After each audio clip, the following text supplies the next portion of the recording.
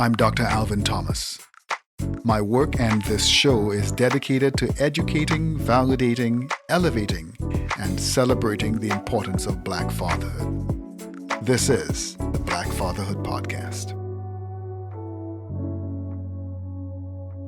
Today we're speaking with someone who has dedicated his life to changing the narrative surrounding Black men and boys. Our next guest has traveled the country educating boys in lessons on everything from the simplest task like how to tie a tie to the most pressing danger, how to interact with police.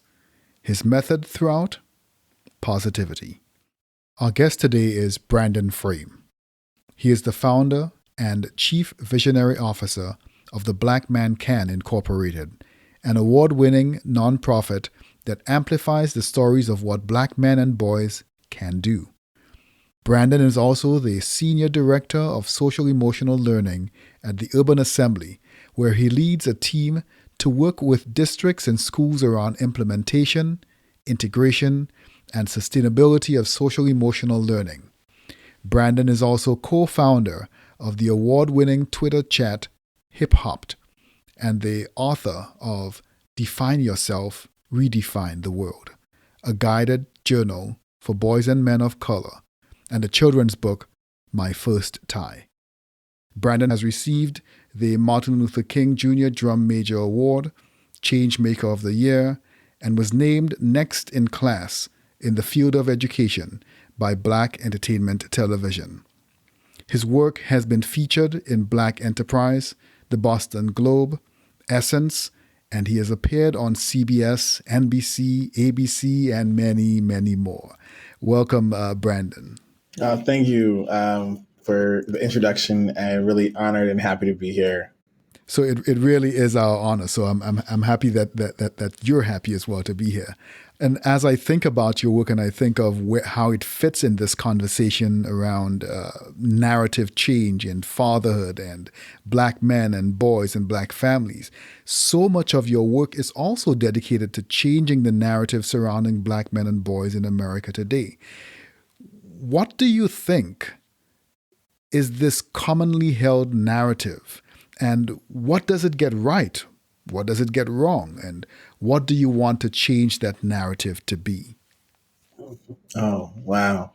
I think when we look at history, we see the negative portrayal of Black men from Roman times, right? And so it's just been perpetuated over generations and generations. And so one of my favorite scholars is M.K. Asante, and he says, once you make an observation, you have an obligation. So I made an observation that Black men and boys need to see positive image of themselves and need to have their stories told. And so therefore, I had an obligation to create it. And so it's to create the positive contradiction to the prevailing Black male image, to allow for people, including ourselves, to see all the contributions, all the amazing work that is happening and that Black men are doing in different communities across the country, or actually really across the world. And so is there anything in this negative narrative that we've seen both historically and sociopolitically that is correct? Or are there parts of it that are just outright wrong? Yeah, I think that, I channel a little bit of Ibram Kendi, and as he talks about, what it means to be anti-racist. And one aspect of that is to assign things that a person has done to that person, right? So like Tom did such and such, not Black men did such and such. And so I think about your question and I would say like humans do a lot of things, good, bad, or indifferent. There are absolutely cultural norms that happen across our ethnicities and our cultures, our heritage. I like when I make generalized statements, I like to keep them asset based. Mm-hmm. But however, when we do speak of negative things that happen, different behaviors that people conduct, I think it's important to assign it to that individual person as this, as opposed to generalizing it to a group of people. And that sounds like a really powerful tool in narrative change, because that is part of what exactly is happening when you hear these negative narratives, these stereotypes. It's that individuals are potentially ascribing to a group what they've experienced with a person. And you're saying that the way to get around that is to ascribe to the person what you've experienced with that person, not to the group as a representative. Mm. So on your website, TheBlackManCan, you dedicate a section to positive black male news. I had not heard that before. Why make this distinction, though?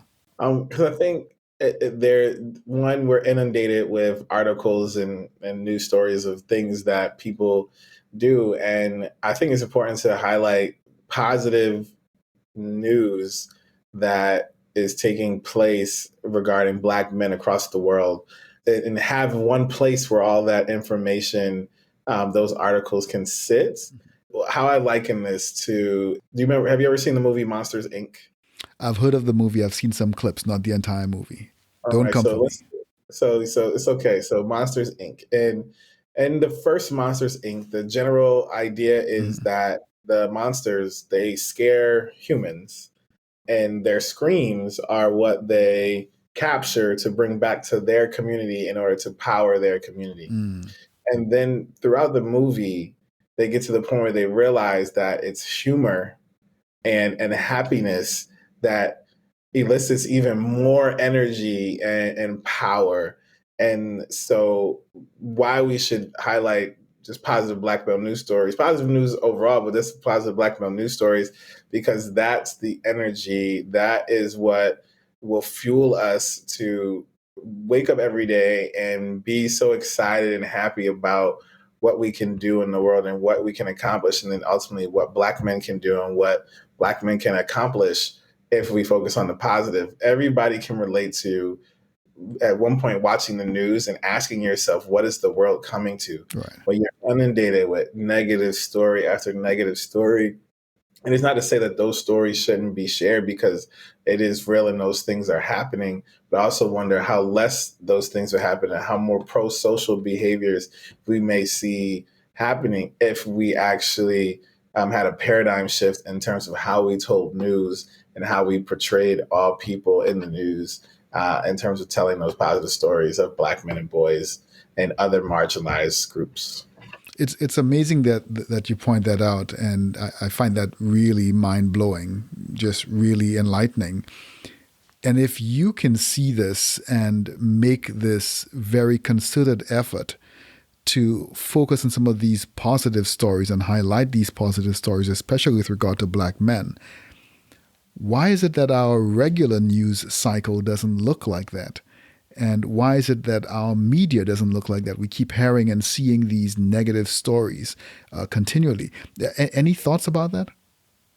Yeah, I mean, that is generational. Like it's almost like we've made it to a point where that's supposed to be the news that Mm-hmm. we tell, as well as that is how we keep communities in the shape that they're in, right? Like we gotta portray certain people a certain way, we gotta portray certain communities a certain way. Like even just recently they had, you have stories where you can compare the same incident, where here's this a white male who has done this particular crime, and here's a black male who was a victim of a crime, Mm-hmm.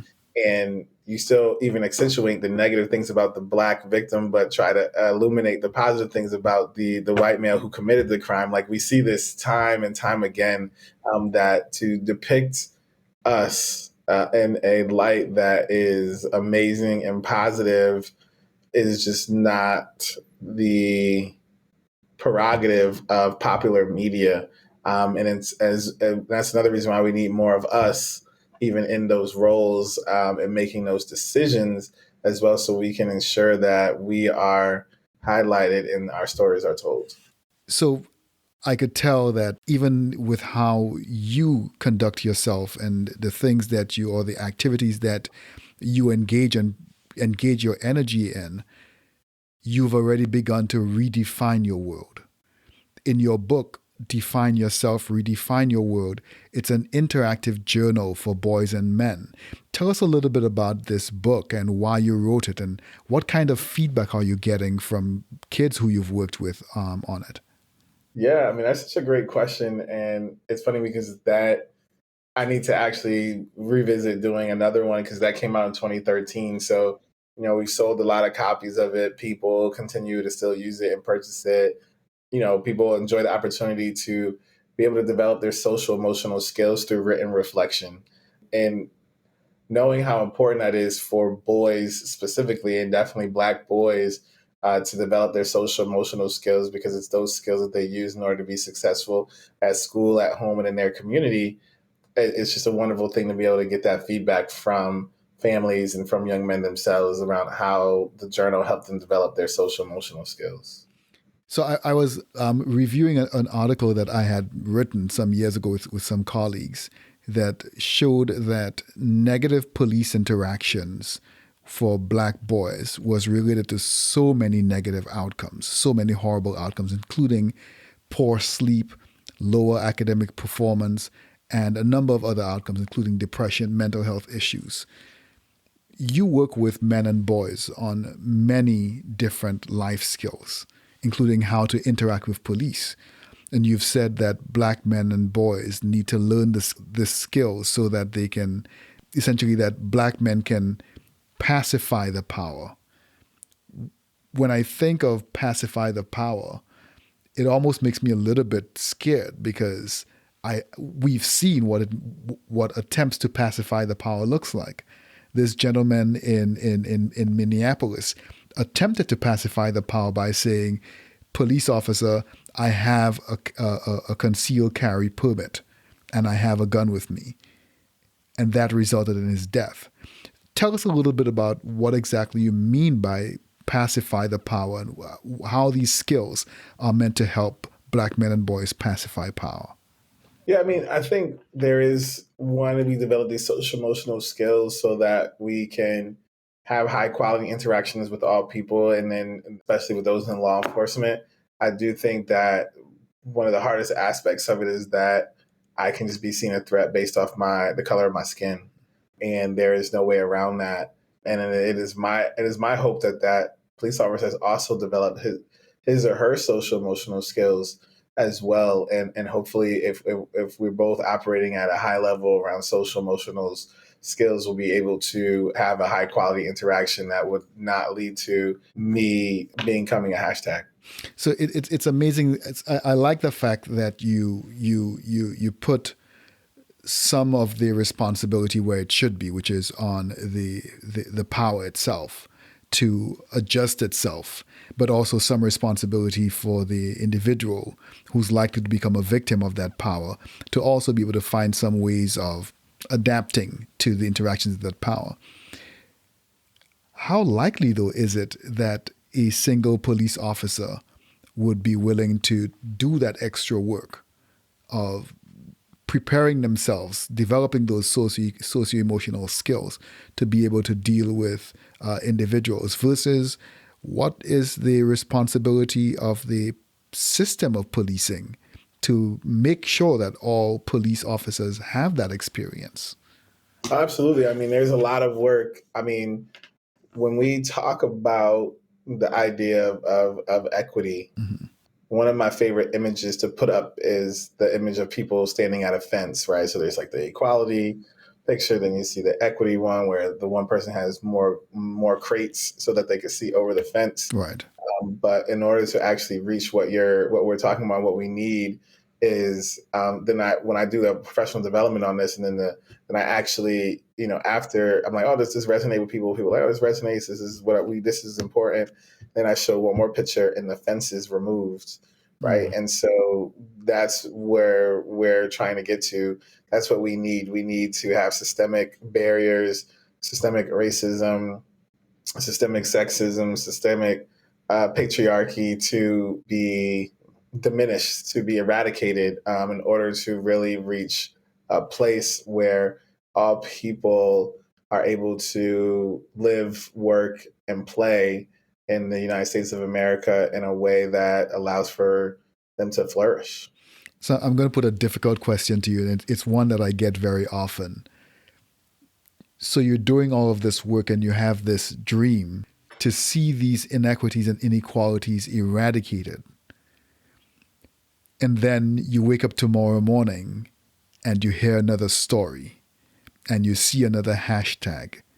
You drive down the street and you see the reality that a 10-year-old boy or 10-year-old girl or 6-year-old kid is living. Does that dampen your resolve? Does that make you feel like do you still feel like this is possible, or does it make you feel defeated and wanting to do something different?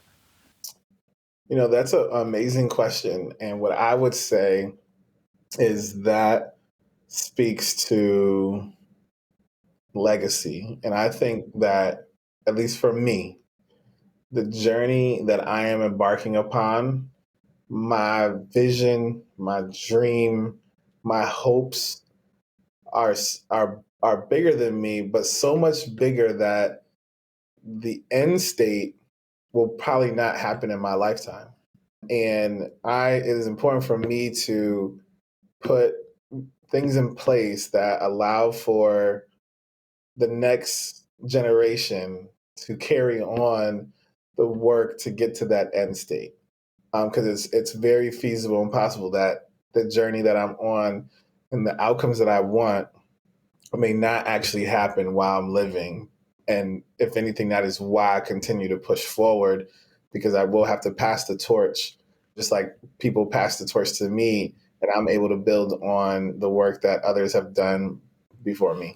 I think Dr. King said a very similar thing, that he may not live to cross over to the promised land, but his children will hopefully inherit the dream that he has dreamt and the effects of the work that he's doing. In fact, another episode this season, we spoke with comedian Roy Wood Jr. To talk about the legacy of his father and what it means for his work today and what it will mean for what his son, who's now I think 7 years old, but a little kid, who may not really understand his father's work or his grandfather's work or his great grandfather's work, but how that legacy that's been passed down in journalism may eventually be passed down to this 7-year-old kid.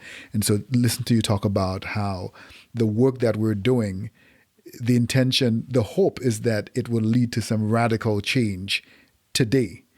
But the expectation is that it may not lead to radical change, but it will lead to gradual change. And that somebody who's coming after is going to not have to reinvent the wheel. They can take the torch from here and keep moving rather than starting at the beginning. So both you and I know that, was it Wednesdays that was Crown Forum at Morehouse?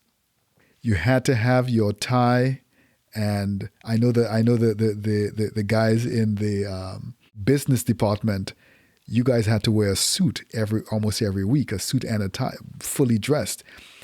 So the idea of dressing up and tying a tie, that's something that every guy who emerged from Morehouse knew how to do.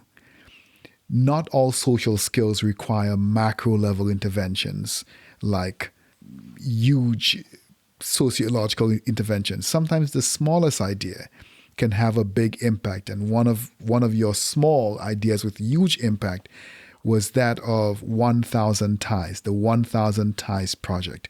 Tell us a little bit about that project. Yeah, so it's actually not as much a project as it is more of an event. Mm-hmm. So we at our symposiums or our summits, we give out ties and teach boys how to tie ties. Then I have a children's book called My First Tie, where we go to hand out ties to elementary school students, and I read to them. And so in order to do that, I need to have lots of ties. So we would host an event called 1,000 Ties. And admission to the event was ties. And then we had like special drinks called like double Windsor punch or the tie my tie, mm-hmm. right? Which was an opportunity to, have some drinks, some hors d'oeuvres, and, support the Black Man Can in our efforts to help young men tie ties and literacy. Has this gone national yet, or is it just in from? Man, that sounds like something that could go national. Kind of. I mean, I think I have to work on my strategy to put it out there more, but I mean, I've been able to go to a lot of different communities and read to students and tie ties, and it's always an amazing experience because you're starting your day or ending your day Right.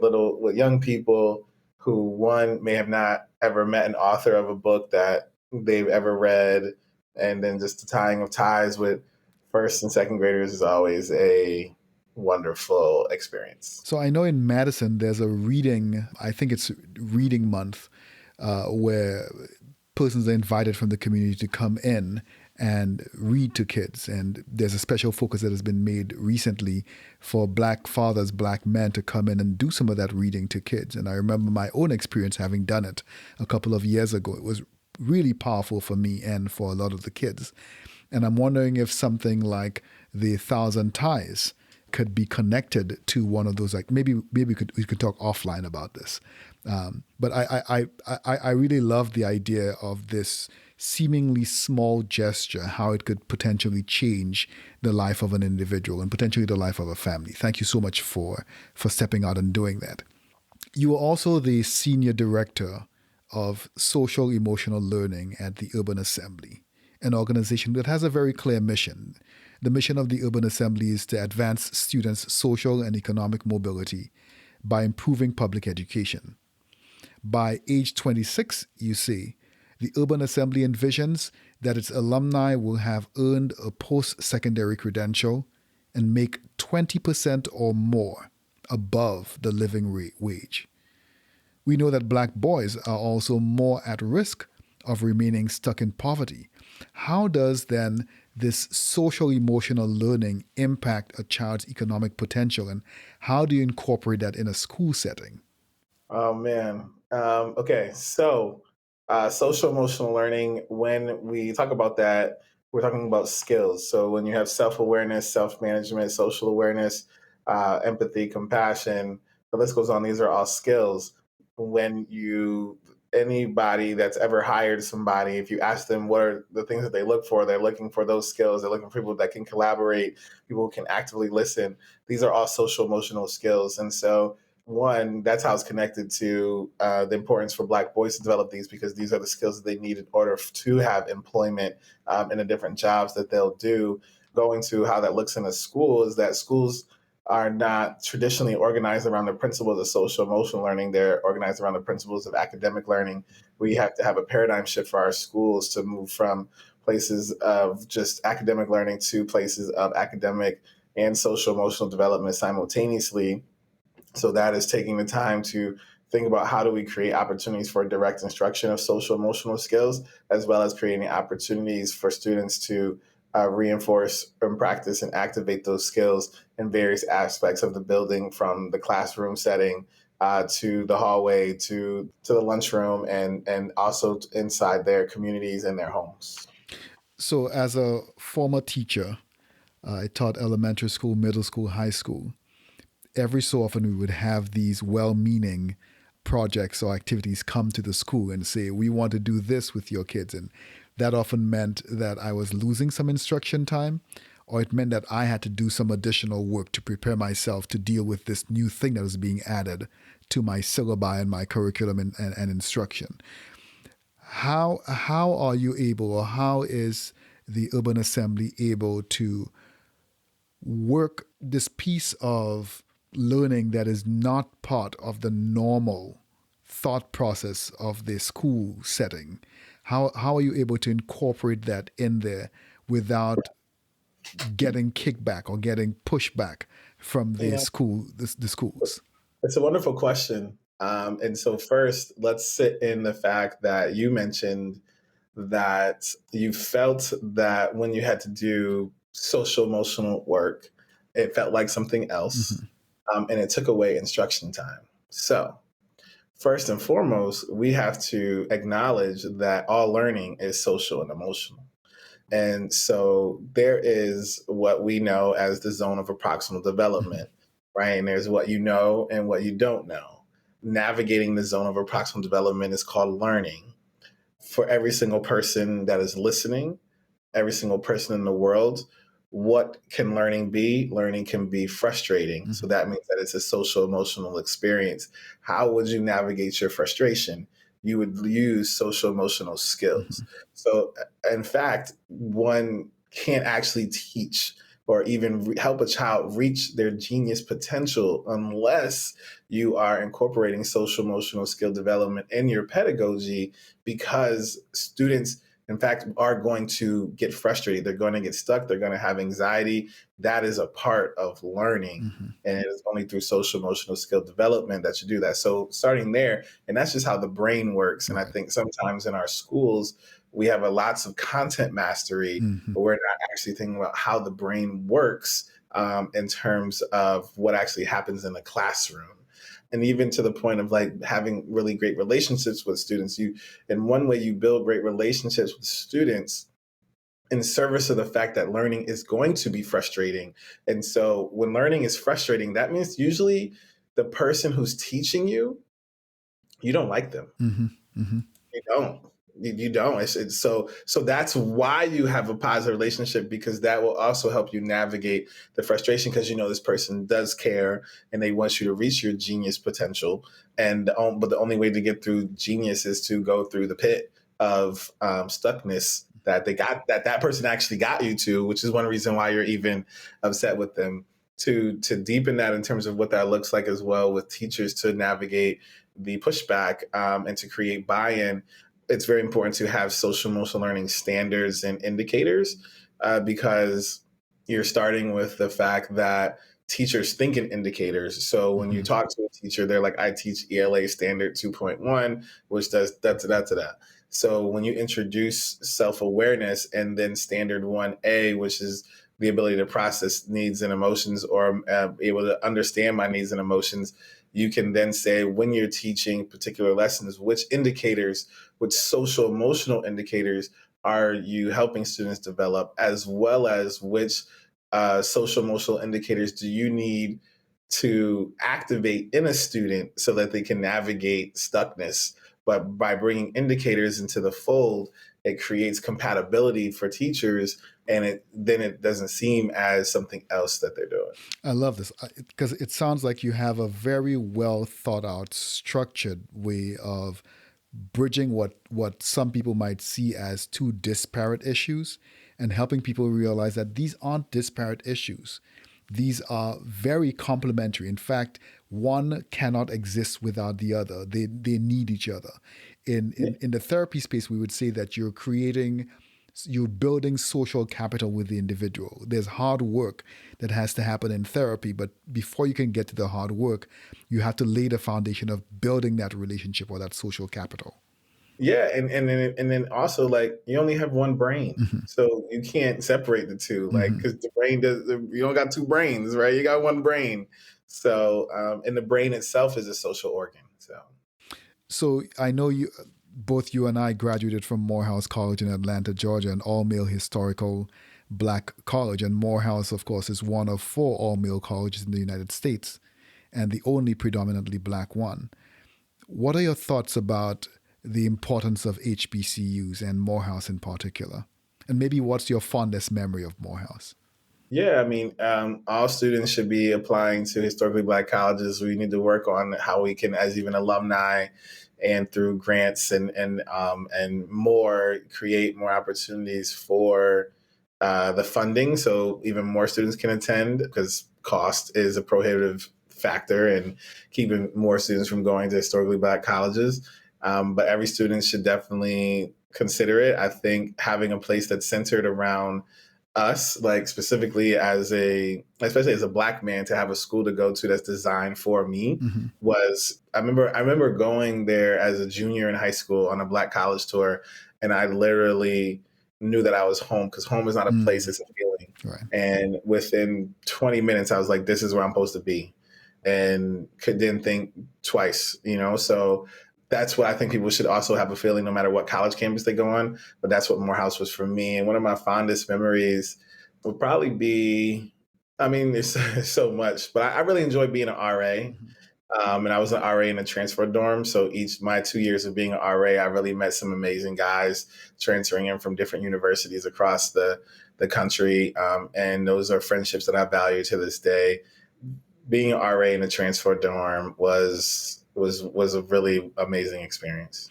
And I can't end this conversation without asking you what you're studying. So you're an educator in constant pursuit of education, and you're currently a doctoral candidate at Boston University. Tell us a little bit about what you're studying and why. Yeah, so my degree was an education doctorate, which will be in education leadership and policy.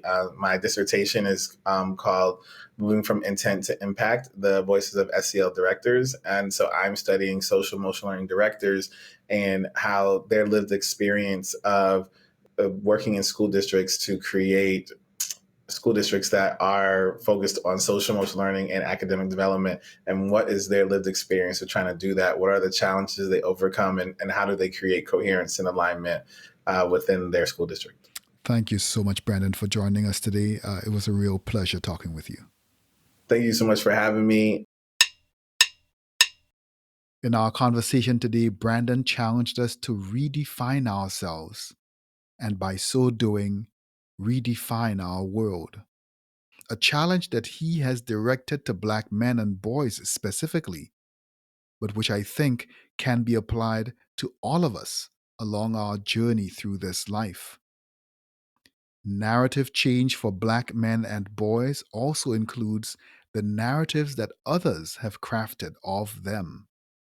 All Black men and all Black boys and all Black people are not reflective of your negative experience with one Black person. And the same can be said for other identities and persuasions. All people are capable of good and bad, regardless of their demographics and identities. Don't ascribe to a group what you have experienced with a person. It is unfair. It is untrue. It is unjust. And for Black men and boys, that practice of racial generalization is dangerous, if not deadly. And though the world seems to feed us a steady diet of negativity, each of us can make that daily decision to embrace positivity and draw strength from that practice to challenge and reconstruct narratives. Black fathers are present. Black fathers are active. Black fathers love their children. Black fathers are here. Thank you for listening.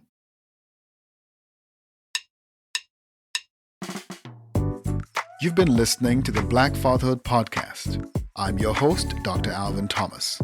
I'm a clinical psychologist, researcher, and the director of the TriLab at the University of Wisconsin-Madison's School of Human Ecology. Original music for our series was composed and performed by Micaiah De Silva. Our series producer is Jill Ruby. The podcast is supported by the School of Human Ecology at the University of Wisconsin-Madison.